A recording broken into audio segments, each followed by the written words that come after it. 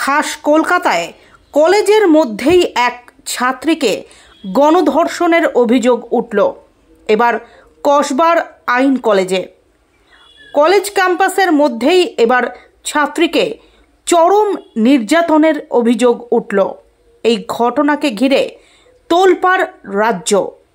অভিযোগকারিনীর অভিযোগ, গত 25শে জুন রাত 7:30 থেকে 8:50-এর মধ্যে এই ঘটনাটি ঘটে। এরপর কসবা থানায় অভিযোগ জানান ওই তরুণী। পুলিশ সূত্রের খবর, এই গণধর্ষণের অভিযোগে গতকাল রাত্রেই গ্রেফতার করা হয়েছে মূল অভিযুক্তকে।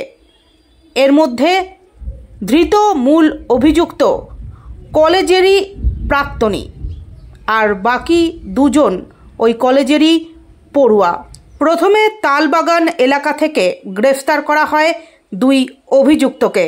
এরপর তাদের বয়ানের সূত্র ধরে মূল অভিযুক্তকে 27শে জুন তার বাড়ি থেকে গ্রেফতার করা হয়। পুলিশ সূত্রের খবর, শুক্রবার দুপুর 12:30 নাগাদ তিনজনকেই আদালতে তোলা হবে।